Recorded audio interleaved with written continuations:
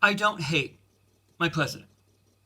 I hate what he stands for. I hate that he represents a toxic America. I hate that he represents everything that is wrong with America. He represents 2 Timothy 3. But mark this, there will be terrible times in the last days. People will be lovers of themselves. He's a lover of himself. Lovers of money, boastful, proud, abusive, disobedient to their parents, ungrateful, unholy, without love, unforgiving, slanderous, without self-control.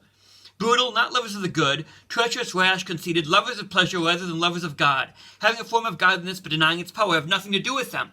Franklin Graham defends him. And Franklin Graham is being disingenuous by saying that he didn't endorse Trump. No, he didn't. But in his rallies that he had last year, which I went to one of them, he basically said you have to vote for the lesser of two evils. But the thing is, he does not speak up. He does not use his prophetic voice to speak up against the corruption in our government. What does he use his prophetic voice for? To speak up against the NFL protests, to do Trump's theological dirty work. And that's the thing, Franklin Graham. You don't have to be this. You could bring a lot of people to Christ. You are only speaking to the choir. You're actually pushing more people away. And the people you are bringing, you're making twice a child of hell as you are currently being. But the thing is, you don't have to, Franklin Graham. You don't have to. Gird up your loins. God has put you in a position of power to speak to leaders. Don't be afraid. As Jesus said in Luke 6, people will hate you and treat you awful, but that's the way they treated the prophets. But if they treat you good, beware, because that's the way they treated the false prophets. And yes, I said to one of your phone bank people, I don't want you to go to hell. And that wasn't a threat. I don't want anyone to go to hell. But, again, not everyone who says to me, Lord, Lord, will enter the kingdom of heaven, but only those that do the will of my Father in heaven. And you are doing the will of Trump in the White House, not our Father in heaven. A year ago should have been the breaking point when Trump bragged about chasing a married woman and talking about sexual assault. That should have been the breaking point, but no. Please, Franklin Graham, stand up.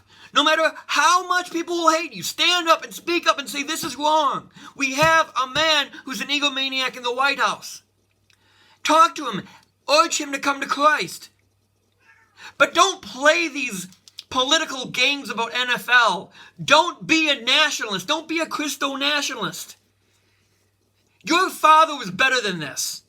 Your father was a man of God. Your father is a man who I always respected, even when I was an atheist. But I don't respect you. Please, if you, a man who has held water for Donald Trump, throws away the kettle and says, Mr. President, I can no longer be your theological backbone. I can no longer stand while you lie, while you make war a tagline.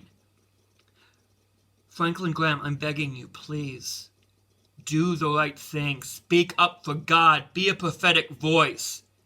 People might hate you, but it's better to be hated for God than to love by man. And what's worse is when you're supporting this man who is the complete opposite of Jesus Christ, you are blaspheming Jesus Christ. Please, Franklin Graham.